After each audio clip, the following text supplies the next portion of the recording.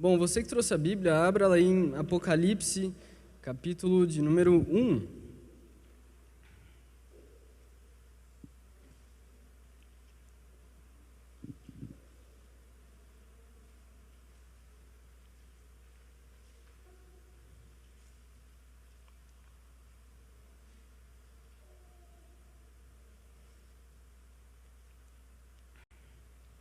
A gente vai ler a partir do versículo 9.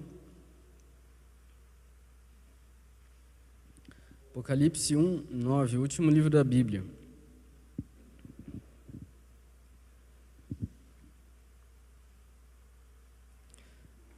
Está escrito assim: Eu, João, irmão e companheiro de vocês no sofrimento, no reino e na perseverança em Jesus, estava na ilha de Patmos por causa da palavra de Deus e do testemunho de Jesus.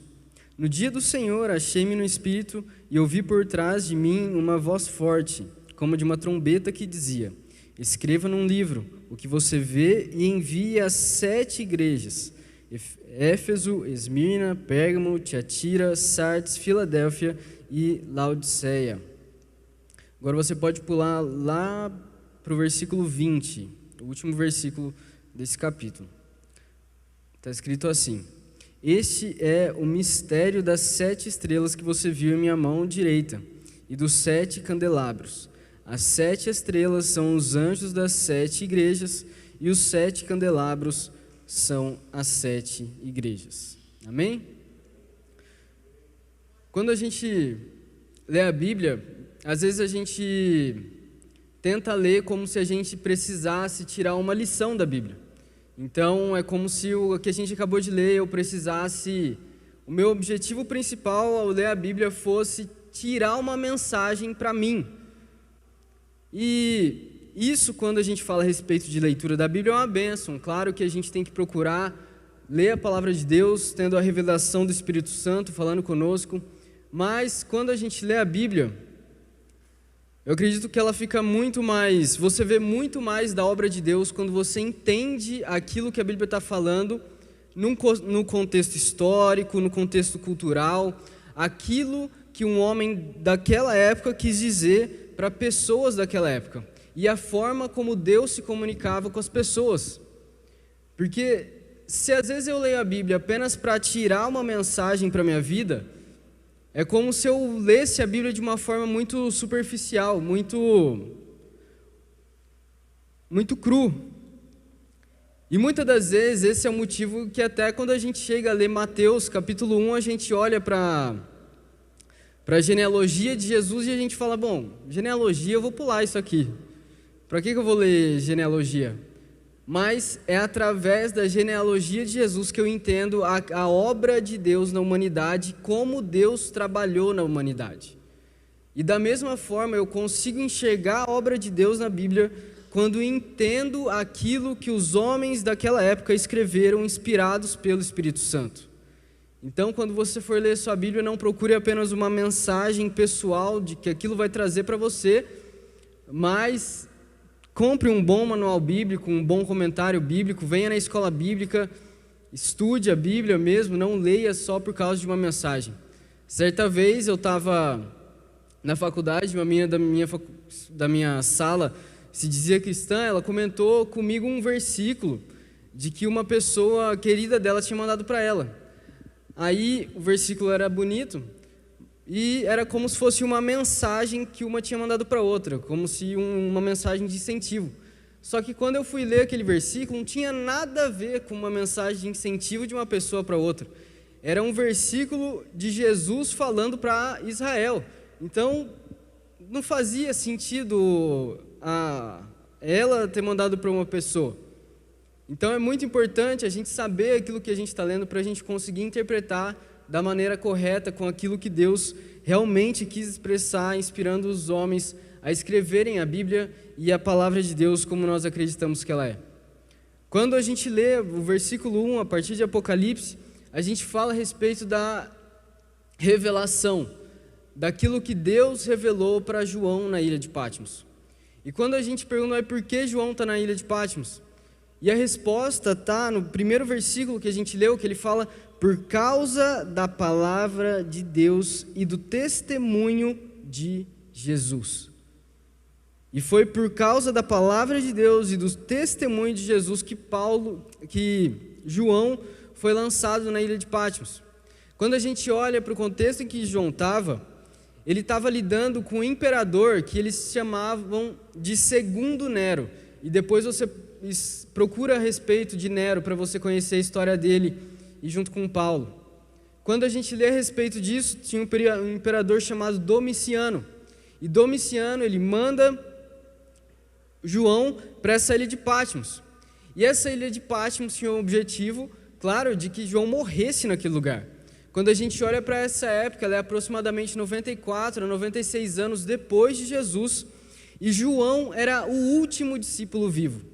Todos os outros já tinham morrido, uns pela espada, outros como Pedro crucificado de cabeça para baixo, outros tinham sido degolados na sua cabeça, e todos tinham sido mortos por causa da sua fé. E João não seria diferente nesse cenário, mas Jesus e Deus, até no propósito de mandar João para uma ilha, eles queriam revelar uma coisa a João que serviria para nós que estamos aqui em 2021. E quando a gente lê a respeito dessa carta, a primeira carta que a gente vai ler, ela fala a respeito da igreja de Éfeso. É a primeira carta das 7 igrejas que João vai escrever.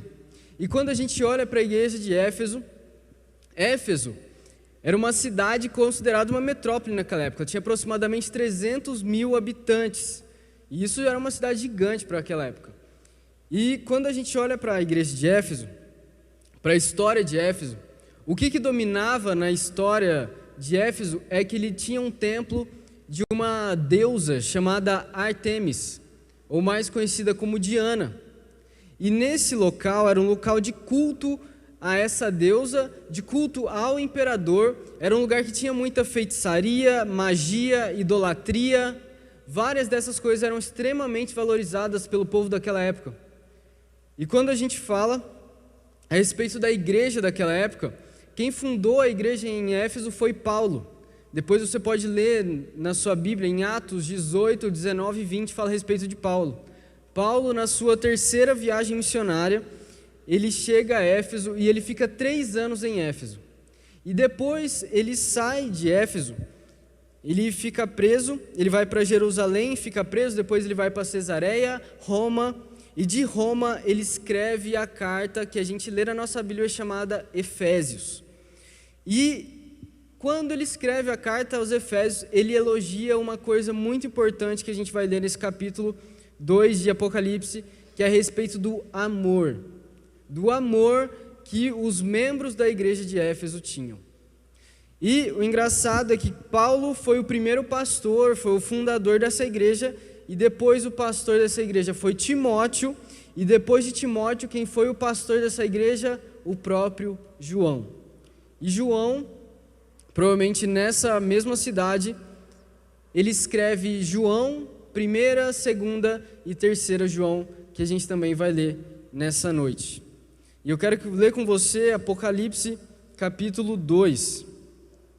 Você mantenha a sua Bíblia aberta que a gente vai ler.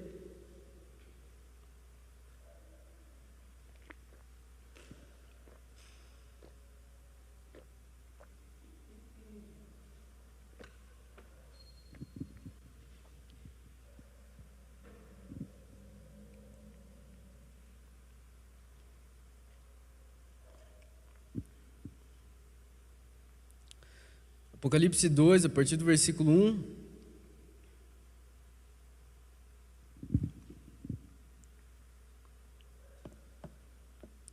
Diz assim: ao anjo da igreja em Éfeso, escreva: estas são as palavras daquele que tem as 7 estrelas em sua mão direita e anda entre os 7 candelabros de ouro. Conheço as suas obras, o seu trabalho árduo e a sua perseverança. Sei que você não pode tolerar homens maus, que pôs à prova os que dizem ser apóstolos, mas não são, e descobriu que eles eram impostores. Você tem perseverado e suportado sofrimento por causa do meu nome, e não tem desfalecido. Essas cartas que a gente lê em Apocalipse, geralmente elas têm uma estrutura muito parecida. Elas falam a respeito de Jesus, igual a gente leu aqui, aquele que tem as 7 estrelas na mão. Depois ela fala uma introdução a respeito daquela igreja, e depois ele fala algo contra ela, que ela se desviou, algo a favor, e ele termina sempre com uma promessa para aquela igreja. Interessante que quando a gente fala a respeito de Deus, de nós, do lugar que a gente está, do trabalho que nós fazemos para Deus, a gente não pode esperar apenas elogios, mas como pecadores falhos, que Deus sempre venha falar conosco num sentido de correção daquilo que nós precisamos mudar para agradar a Deus. Porque a gente espera muito elogio, mas na verdade, muitas das vezes a gente não está olhando realmente para aquilo que a gente tem feito com a palavra de Deus, com aquilo que Deus nos ensinou, com aquilo que Deus nos manda fazer e com a obra que Deus colocou nas nossas mãos. E quando fala a respeito dos elogios, uma coisa que a gente lê até agora, a gente fala, ele fala a respeito de uma igreja que ela tem obras, ela tem trabalho árduo, ela trabalha muito, ela tem muita perseverança, ela não tolera homens maus, que dizem ser apóstolos, mas não são, ela persevera e ela suporta o sofrimento sem desfalecer. E uma coisa interessante é que a gente olha e fala, ela é praticamente uma igreja perfeita quase, porque você tem uma igreja que praticamente ela cuida das suas obras, ela não é uma igreja preguiçosa, ela é uma igreja que trabalha muito, ela cuida para que a palavra de Deus não seja deformada, tanto que ele fala que ela não tolera homens maus. E às vezes, o que acontecia? Pessoas chamadas apóstolos, eles iam nas igrejas, e muitas das vezes eles eram lobos na pele de cordeiro. E aí eles falavam que eram apóstolos, mas eles passavam um evangelho que muitas das vezes era um evangelho adocicado. O evangelho que não era evangelho de verdade. O evangelho que no fundo estava longe da palavra de Deus. Era um evangelho que não condizia com aquilo que Jesus falou. E sabe, irmãos, na Bíblia, quando a gente começa a ler, e eu começo a ver aquilo que Jesus nos manda fazer, o estilo de vida que a gente vê no Sermão do Monte, e muitas das vezes o evangelho, ele não passa muitas vezes a mão na nossa cabeça. O evangelho muitas das vezes ele é um espremedor. Um espremedor que vai fazer com que eu arranque os elogios que eu acho que eu tenho, muitas vezes a capa que a gente carrega, ele arranca às vezes, moralidade falsa que a gente carrega, ele arranca um discurso bonito, e às vezes o evangelho me faz ver como um pecador nas mãos de um Deus que quer salvar a humanidade, mas que muitas das vezes um pecador se acha autossuficiente naquilo que ele é. E o que eu quero dizer é que nenhum de nós aqui, ninguém é autossuficiente para Deus. Não adianta eu achar que eu sendo um bom homem, eu vou ser autossuficiente, mas todos nós temos que depender de Deus em todas as circunstâncias. A igreja de Éfeso, ela se preocupava, ela zelava pela obra de Deus, e às vezes esse zelo que ela tinha pela obra, a perseverança dela, ela fala, poxa, eu passei por dificuldades e mesmo assim eu estou perseverando, eu vejo homens maus falando da palavra de Deus e mesmo assim eu sei combater esses homens maus. Isso significa que eles conheciam a Bíblia para poder combater esses falsos profetas daquela época, mas nem tudo são flores. E Jesus ainda ia falar de uma coisa que essa igreja, que aparentemente era saudável, estava se corrompendo na palavra e em tudo que eles faziam diante de Deus. E uma coisa interessante que ele fala a respeito da tribulação que essa igreja passava, da perseverança que ela ia ter.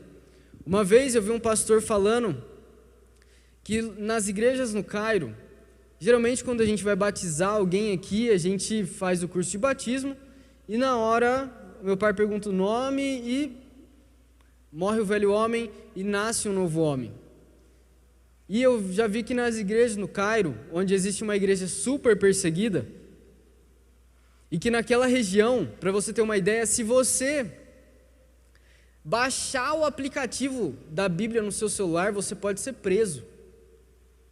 E se você, por um acaso, está no seu trabalho, e de repente você está cantando um louvor na sua mente, e você fala, Jesus é o Salvador, ou fala qualquer palavra assim que seja, você pode apanhar no seu trabalho e você pode ser levado à morte naquele lugar.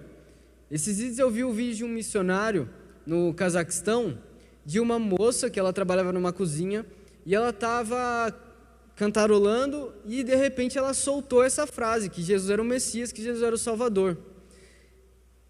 E depois, você vê várias pessoas em volta dela, batendo nela e xingando ela. Porque isso lá naquele lugar é um crime. Você não pode falar que Jesus é o Salvador. E no Cairo, quando eles vão batizar uma pessoa, às vezes tem uma pergunta que eles fazem. E essa pergunta é o seguinte: você está preparado para morrer por Jesus? E às vezes, se a pessoa dá uma titubeada, se ela fica, não sei, eles nem batizam. Eles perguntam isso para ver se as pessoas realmente vão se batizar ou não vão se batizar. E uma coisa que eu quero chamar a atenção aos irmãos é que, como eu falei no início a respeito da palavra de Deus, é interessante que desde aquela época existem pessoas que deturpam aquilo que a palavra de Deus diz. E não era só em Apocalipse, como a gente está lendo, mas isso era na própria igreja de Éfeso. Aquilo que Paulo fala em Atos vai ser falado aqui por Jesus em Apocalipse, aqui por João. E não precisa abrir sua Bíblia, está escrito em Atos 20, 29 e 30, diz assim: cuidem de vocês mesmos e de todo o rebanho sobre o qual o Espírito Santo os colocou como bispos. Atos 20, 29. Acho que eu estou no 28 aqui. Para pastorearem a igreja de Deus que ele comprou com o seu próprio sangue. Sei que, depois da minha partida, lobos ferozes penetrarão no meio de vocês e não pouparão o rebanho. E dentre vocês mesmos se levantarão homens que torcerão a verdade a fim de atrair os discípulos.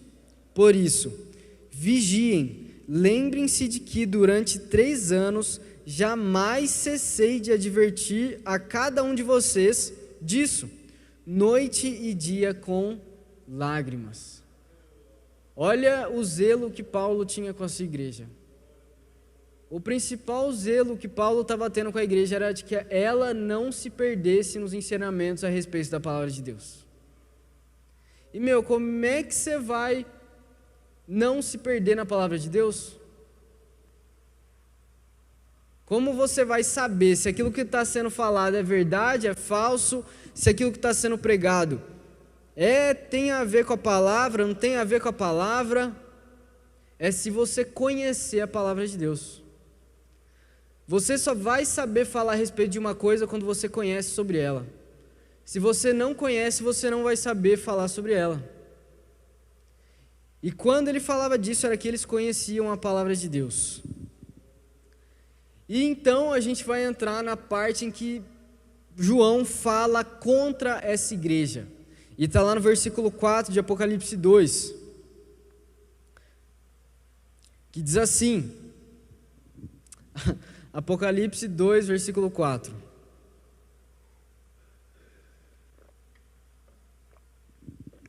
Apocalipse 2, 4.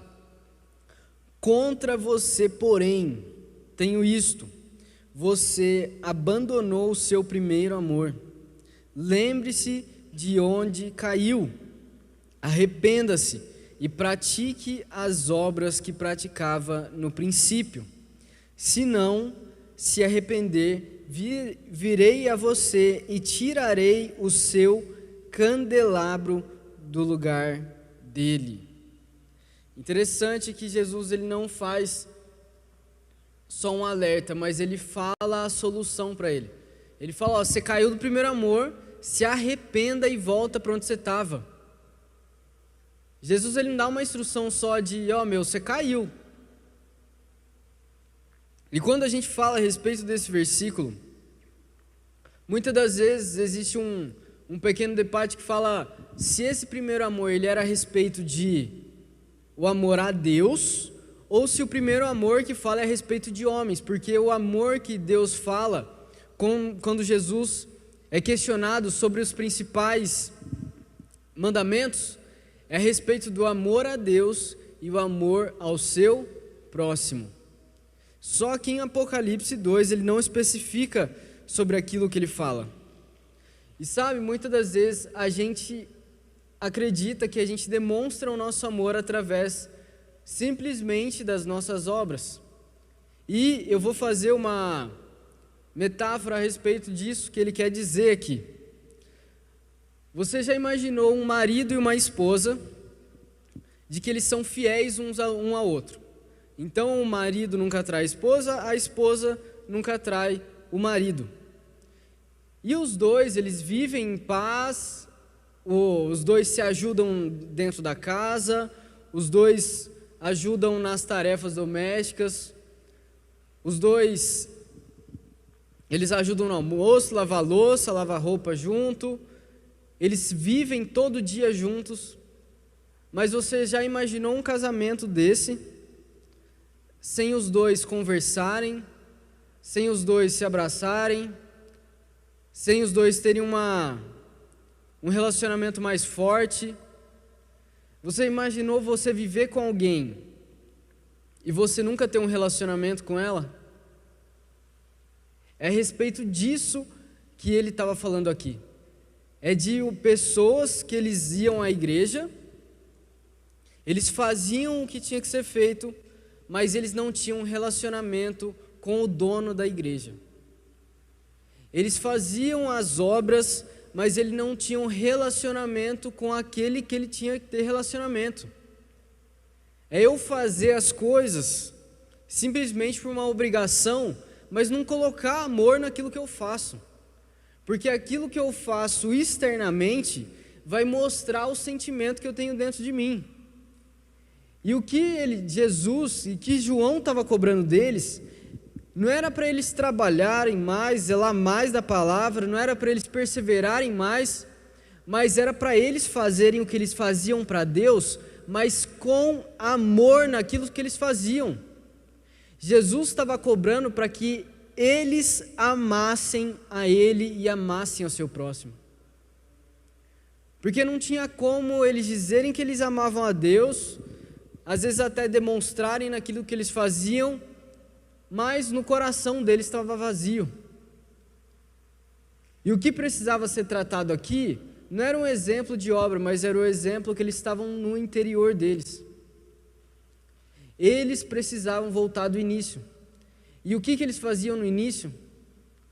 Paulo elogiou a igreja de Éfeso no início por causa do seu amor. E sabe o que acontecia quando Paulo pregava lá em Atos? Quando ele estava na igreja de Éfeso e Paulo pregava, as pessoas que tinham livros de feitiçaria, livros de magia, as pessoas que eram idólatras, elas pegavam esses livros, iam no centro da cidade e faziam fogueira com esse tipo de livro. Eles queimavam os livros de feitiçaria e eles se voltavam para Deus. E quando a gente entende na história aquilo que Jesus, que João está sendo revelado para ele cobrar dessa igreja, e aquilo que essa igreja fazia lá no início dela, a gente entende o que realmente Deus estava querendo deles. E Deus estava querendo o coração deles de volta.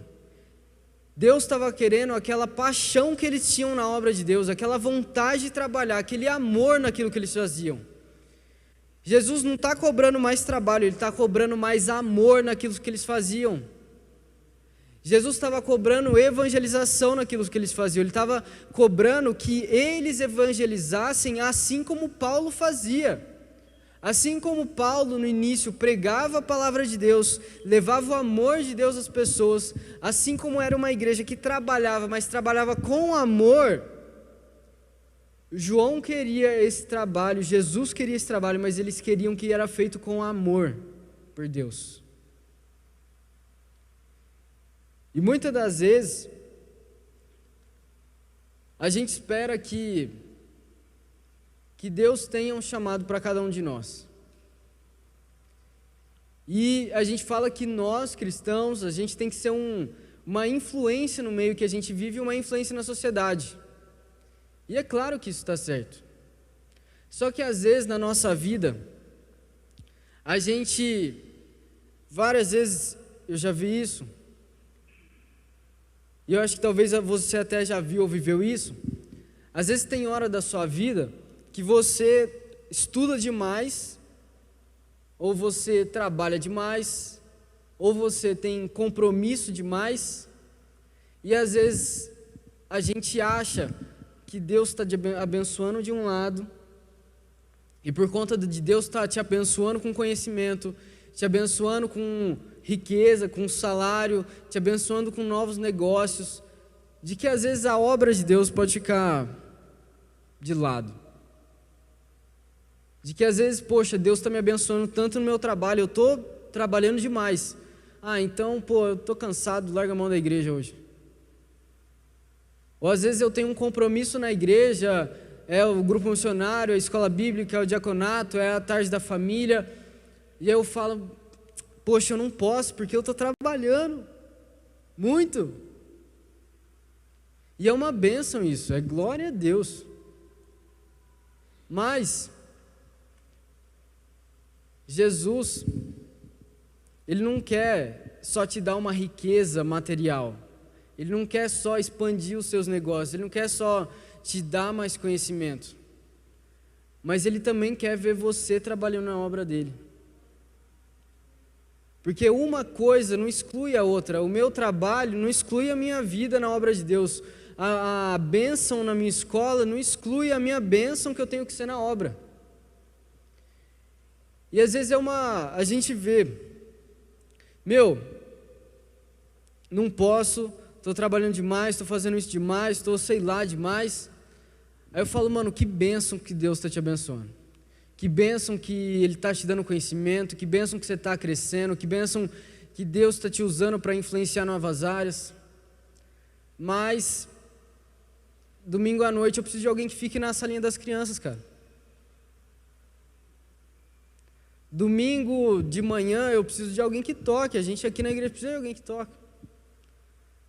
Sabe, domingo à tarde eu preciso de um diácono para poder auxiliar nos carros, eu preciso de um diácono para pegar o dízimo. Mas sabe, eu sei de tudo isso na tua vida, cara, mas a gente precisa de alguém para ajudar no som lá no evangelismo que vai ter.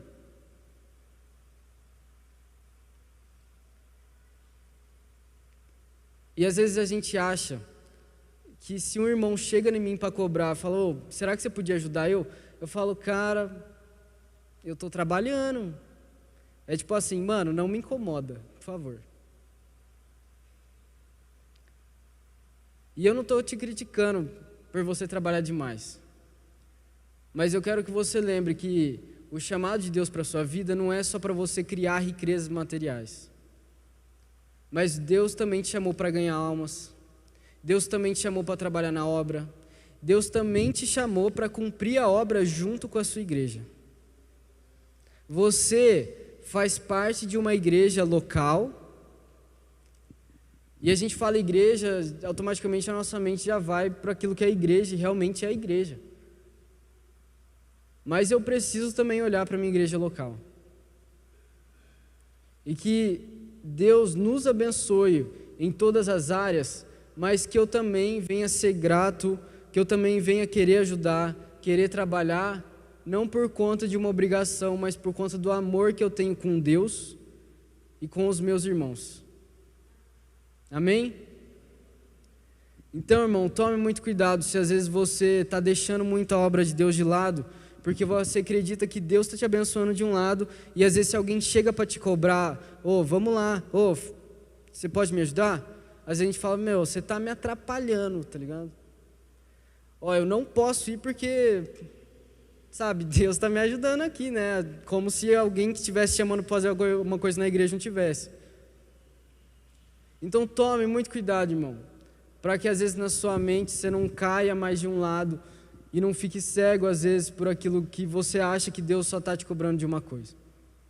Mas tenha amor em tudo que você faz.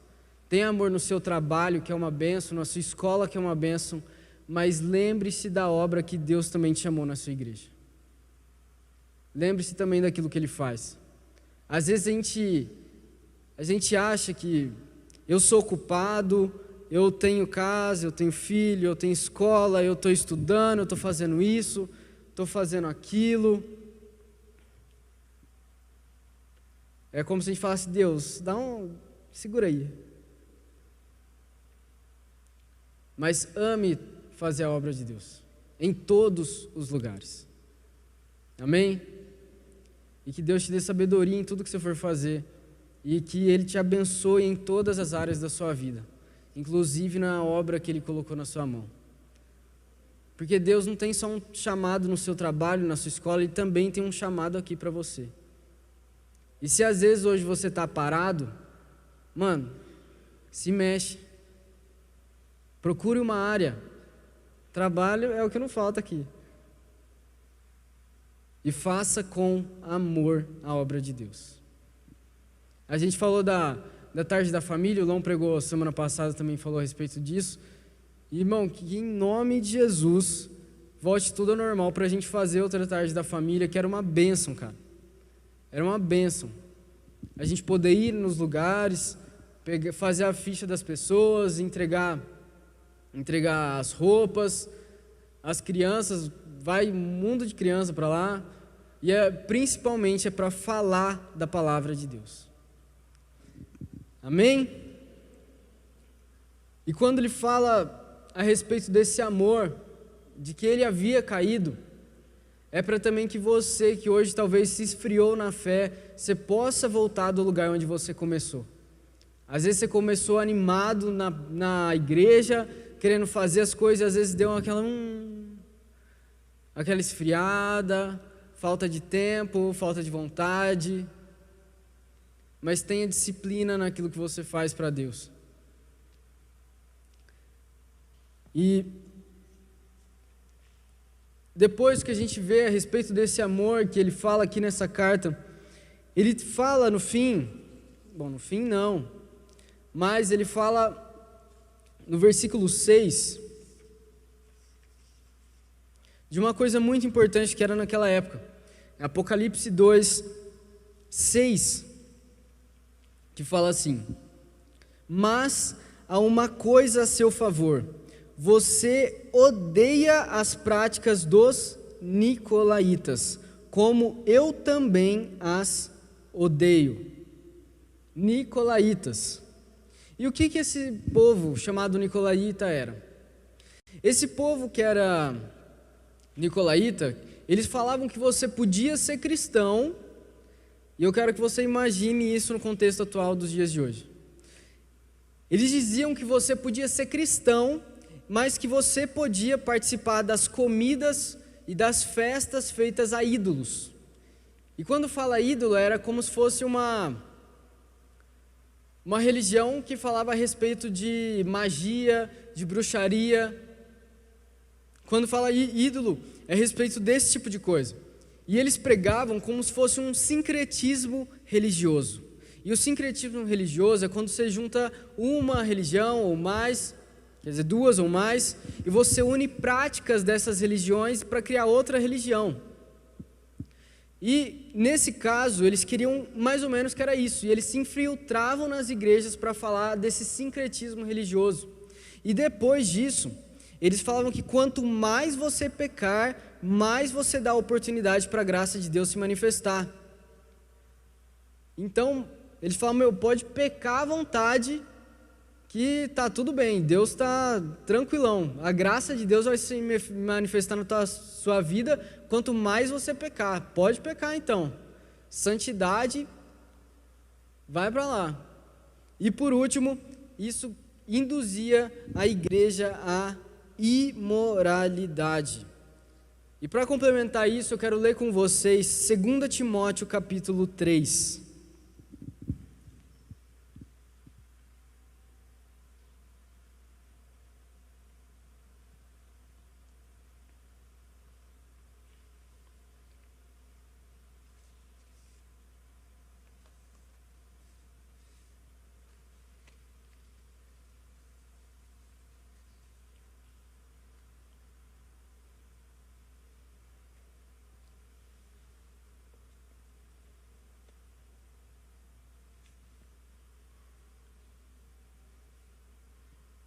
Segundo Timóteo 3, a partir do versículo 1.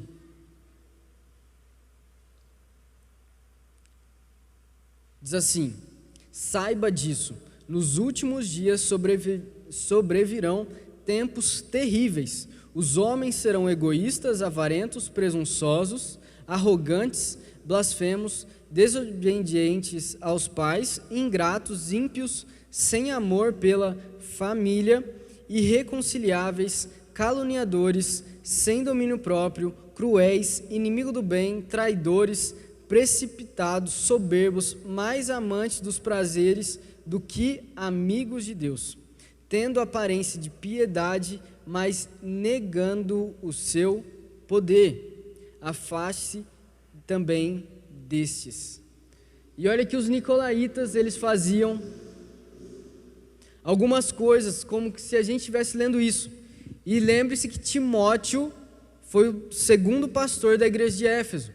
E nessa parte que a gente acabou de ler, ele fala exatamente isso, que eles tinham aparência de piedade, mas eles negavam o poder de Deus. Eles eram caluniadores, eles eram cruéis, inimigo do bem. Era exatamente contra essas práticas que João estava falando que os nicolaítas faziam. E por último, nesse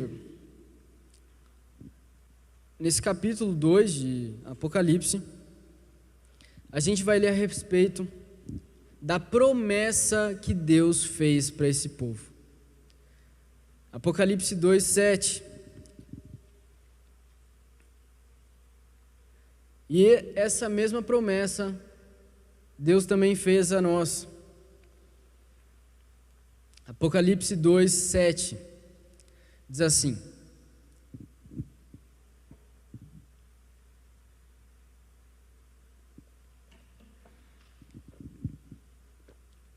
aquele que tem ouvidos, ouça o que o Espírito diz às igrejas.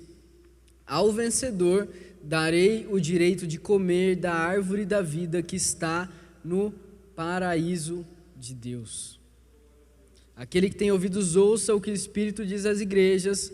Ao vencedor darei o direito de comer da árvore da vida que está no paraíso de Deus. Amém?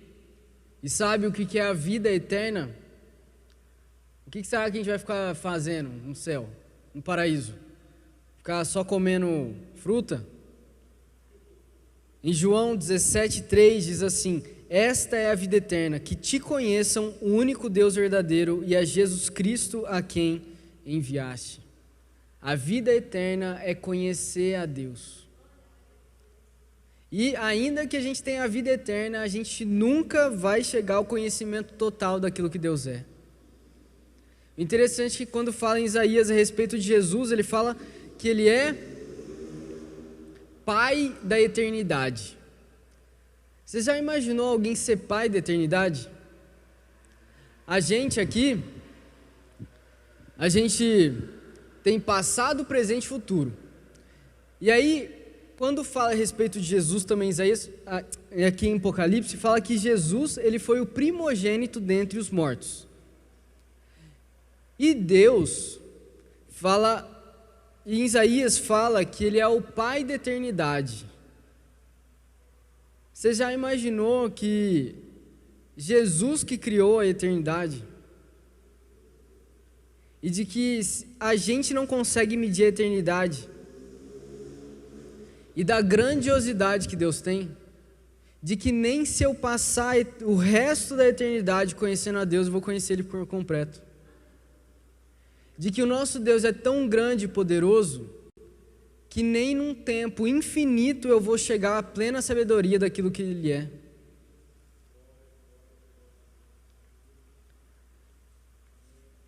E quando Ele fala, no fim, Ele fala, olha, se arrependa-se, lembre-se de onde você caiu.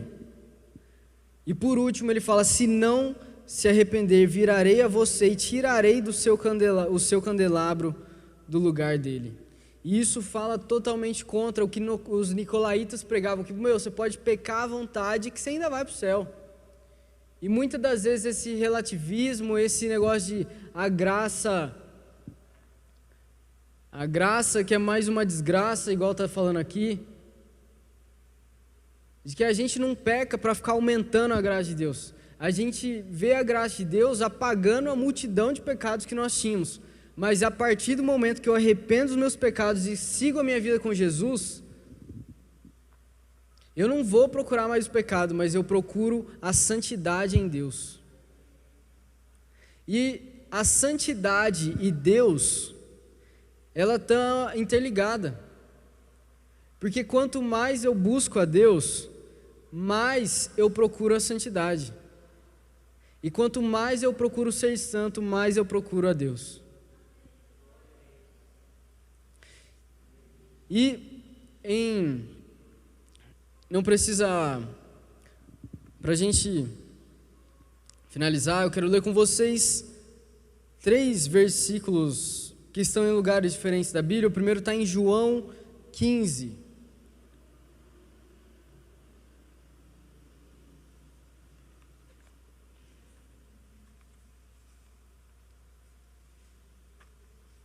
João 15, a partir do versículo 8.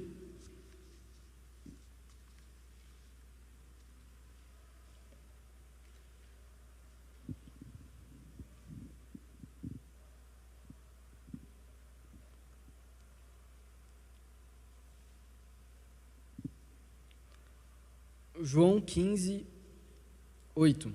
Esse João que a gente vai ler é o mesmo João que está aqui em Apocalipse.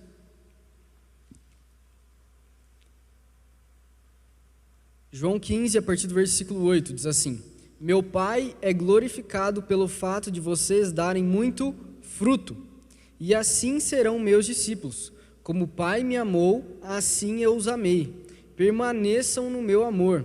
Se vocês obedecerem aos meus mandamentos, permanecerão no meu amor, assim como tenho obedecido aos mandamentos de meu Pai, e em seu amor permaneço. O que ele está colocando a ligação entre amor e obediência? Se vocês obedecerem aos mandamentos, vocês permanecerão no meu amor. Obediência. A gente tem um livro que fala que é as 5 linguagens do amor, né? São com palavras, tempo de qualidade, serviço, são com presentes e pelo toque físico. E essas são as 5 linguagens do amor para humanos. Mas a linguagem do amor de Deus é a obediência. Quando fala, não precisa abrir em Mateus 26, 39, fala assim: Indo um pouco mais adiante, prostrou-se com o rosto em terra e orou: Meu Pai, se for possível, afasta de mim este cálice. Contudo, não seja como eu quero, mas sim como tu queres. Agora abra sua Bíblia em 1 João 4.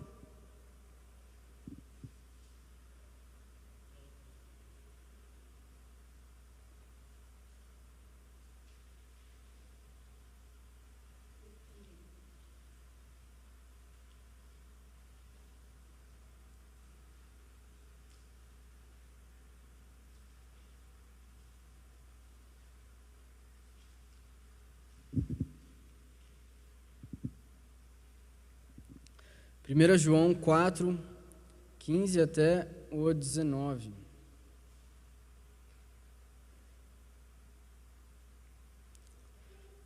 Primeira João 4, 15 a 19 diz assim: Se alguém confessa publicamente que Jesus é o Filho de Deus, Deus permanece nele, e ele em Deus. Assim, conhecemos o amor que Deus tem por nós e confiamos nesse amor. Deus é amor. Todo aquele que permanece no amor, permanece em Deus, e Deus nele. Dessa forma, o amor está aperfeiçoado entre nós, para que no dia do juízo tenhamos confiança, porque neste mundo somos como Ele. No amor não há medo, pelo contrário, o perfeito amor expulsa o medo, porque o medo supõe o castigo. Aquele que tem medo não está aperfeiçoado no amor. Nós amamos porque Ele nos amou primeiro. Quando você permanece no amor de Deus, você não tem medo de que quando você morrer, você talvez vai para o inferno. Muitas das vezes, quando a gente pensa a respeito de morte, é claro que o momento deve ser muito trágico, muito triste, mas quando ele fala o amor arranca fora o medo, significa que no amor que eu sei que eu tenho por Deus e que Ele tem por mim, na minha obediência aos mandamentos de Deus, eu acredito que isso seja a chave para que Paulo fale que para ele tanto faz morrer ou tanto faz estar vivo. Porque ele não tinha medo, mas ele confiava no amor de Deus. Ele confiava de que a demonstração de amor que Paulo tinha com Deus era a obediência que Paulo tinha com Deus.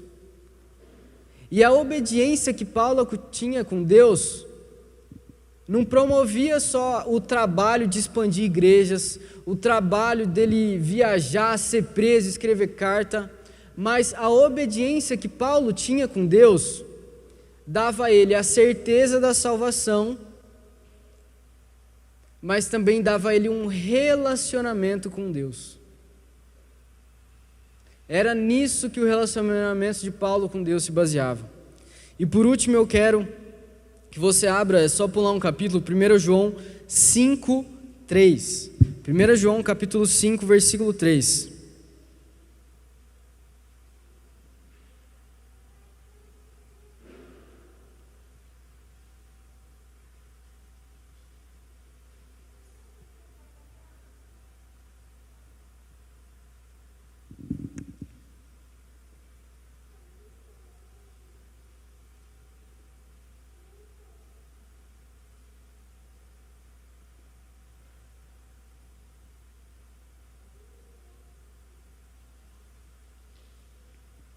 Primeiro João 5, 3.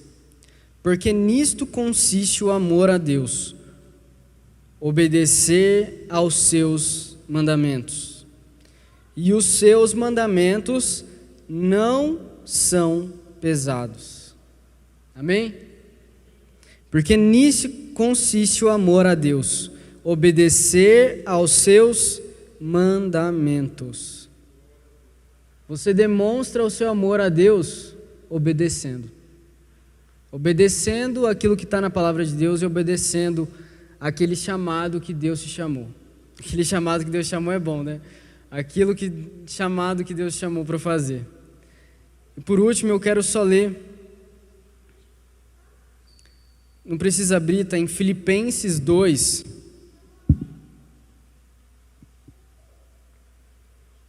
Filipenses 2, a partir do versículo 6, diz assim. Filipenses 2:6. Que, embora sendo Deus, não considerou que o ser igual a Deus era algo a que devia pegar-se, mas esvaziou-se a si mesmo, vindo a ser servo, tornando-se semelhante aos homens, e, sendo encontrado em forma humana, humilhou-se a si mesmo e foi obediente até a morte e morte de cruz. Amém? A forma de demonstrar amor a Deus é com a sua obediência. E às vezes essa confusão que tem, mas o amor aqui, ele é a Deus, esse amor que ele está falando é aos homens. Mas quando você ama a Deus, automaticamente você ama ao seu próximo. Não tem como eu falar que eu amo a Deus que eu não vejo e não amar o meu próximo que eu vejo. Não faz sentido. O amor que foi pedido foi o amor a obedecer a Deus. Então às vezes eu quero voltar ao primeiro amor, e a gente leva as coisas muito para uma parte de chorar, eu quero voltar ao primeiro amor, meu Deus. Mas tomar decisão emocionado é a mesma coisa de você ir no supermercado com fome. É uma coisa que você não deve fazer. E muitas das vezes quando a gente fala assim, eu tenho que voltar para onde eu estava, eu tenho que voltar para os caminhos de Deus, eu tenho que voltar para onde eu estava indo com Deus, para o meu relacionamento, para a minha vida diária. É uma decisão que você toma. É uma decisão isso. E essa decisão, ela não tem que ser de um momento que dura 10 minutos, mas ela tem que ser uma decisão firme. Você falar, eu creio que Deus tem um relacionamento, tem um chamado para a minha vida muito maior do que aquilo que eu estou vivendo longe dele.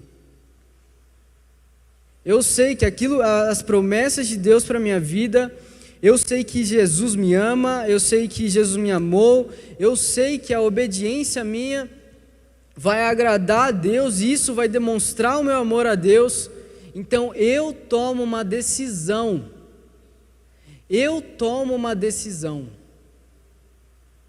De voltar para os caminhos do Senhor. Eu tomo uma decisão de voltar para o primeiro amor, da onde eu saí. Eu tomo a decisão de obedecer a Deus todos os dias da minha vida. É uma decisão que você tem que tomar. E que ela tem que ser feita todos os dias da sua vida. E sabe, irmãos, essa decisão que a gente toma, de eu quero voltar, eu quero permanecer, eu quero ficar na presença de Deus até os meus últimos dias, ela faz com que, ainda que a vida tenha altos e baixos, mas que o seu relacionamento com Deus continue de forma regular e de forma crescente. Então tome a decisão de, se às vezes hoje o lugar que você está, talvez não é igual onde você estava no início da sua conversão, ou talvez quando você estava há alguns anos atrás, mas tome a decisão, eu quero voltar para onde eu estava no meu relacionamento com Deus, mas eu não quero voltar para ficar, eu quero voltar para ainda mais fundo no meu relacionamento com Deus, eu quero obedecer os mandamentos de Deus, eu quero amar a Deus todos os dias da minha vida, e eu vou demonstrar o meu amor a Deus obedecendo aos mandamentos de Deus, apesar das circunstâncias, apesar do que aconteça. Porque o que estava faltando naquela igreja não era perseverança, não era obras, o que estava faltando era amor. Então, decida voltar a amar a Deus. Tome a decisão de amar a Deus. Porque se você for ficar esperando o sentimento nascer no teu coração de você ler a Bíblia, o sentimento nascer no teu coração de você vir para a igreja, o sentimento nascer no teu coração de você orar, o sentimento nascer no teu coração de você fazer alguma coisa na obra de Deus, talvez você vai esperar a vida inteira e nunca vai fazer nada. A sua vida com Deus, ela é feita através de decisões. Eu decido me arrepender, eu decido me batizar. E é claro que isso não é mérito nosso, isso a gente é pobre, pecador, falho, uma porcaria a gente é. Essa decisão ela é feita com o Espírito Santo no seu coração. E quando você falar esse tipo de coisa, não ache que às vezes de um dia para a noite as coisas vão acontecer, mas a vida com Deus ela tem que ser uma vida constante na palavra. Constante naquilo. Tome a decisão. Não espere um dia, não espere um momento, tome a decisão de voltar ao primeiro amor da sua vida. Amém?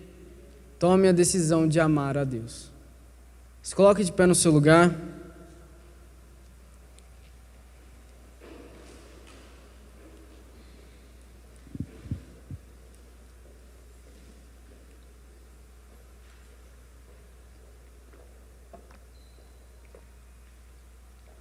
Feche seus olhos.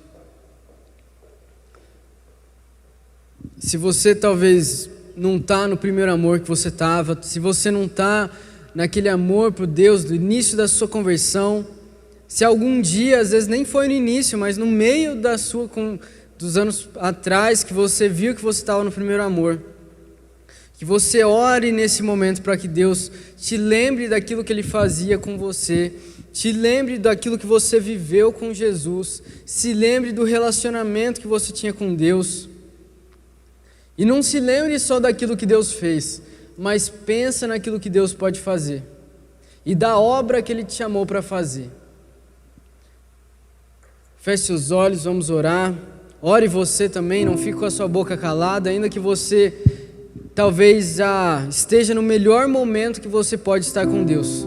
Que você nunca venha se contentar com esse momento, mas que você ore pedindo mais de Deus na sua vida. Eu quero mais de Deus na minha vida. Eu quero mais da Tua palavra no meu coração. Eu quero mais obedecer aos Seus mandamentos. Eu quero mais do Senhor. Eu quero ir mais profundo no Teu amor, Jesus. Meu Deus, meu Pai, eu te agradeço por cada um que está presente aqui neste local. Eu te agradeço, ó Pai, por cada um, meu Deus, que está na sua casa também assistindo. Eu te agradeço, ó Pai, pela morte de Jesus naquela cruz, que Ele foi obediente a Ti, Pai. E Ele decidiu, e Ele morreu por nós, Deus. Pai, muito obrigado por o Senhor nos amar. Muito obrigado pelo alerta que o Senhor faz à Tua igreja de voltar ao primeiro amor.